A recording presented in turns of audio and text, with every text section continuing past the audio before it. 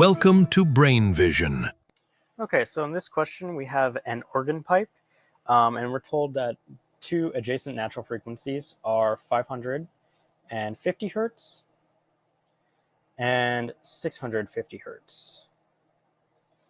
And in part A, we are supposed to figure out what the fundamental frequency of this pipe organ is, and in part B, we're supposed to figure out what the length of the tube is. So, this problem doesn't really have a whole lot of math calculation in it. It takes a little bit more just abstract reasoning. So in order to find the fundamental frequency for part A, you have to notice that the difference in frequencies between two adjacent natural frequencies is 100 hertz. So that means that the distance in all natural frequencies will be 100 hertz because for a given tube, all the upper harmonics are equally spaced in frequencies. So in order to figure out what the fundamental frequency is, we can start at 550 hertz and just keep subtracting 100 hertz until we get a number less than 100. And you can probably tell by looking at it that if we do that, the number that we will get that's less than 100 is going to be 50 hertz.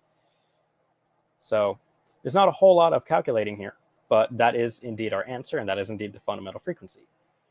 And then in part B, we're supposed to figure out what the length of this tube is.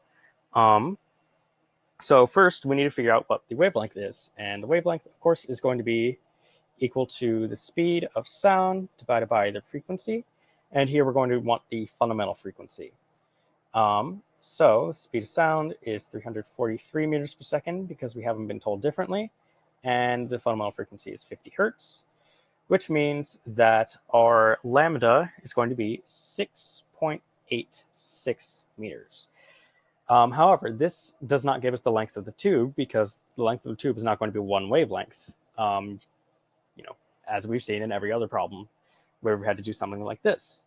So this takes a little bit of observation, but by looking at the first part of the problem, we see that since the natural frequencies are 50 hertz, 150 hertz, 250 hertz, etc., 550, 650, we can see that they are only the odd number multiples of 50 hertz, which does tell us that this pipe for the organ is closed at one end and open at the other, which means that the fundamental frequency is going to have a physical representation like this, where there's a node at one end and an antinode at the open end, which tells us that the length of the tube, L,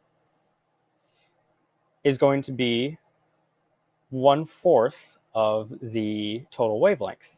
We have lambda, so we can go ahead and calculate what the length of the tube is. So it is 6.86 divided by 4. And if you calculate that, you'll get that the length of the tube is 1.72 meters.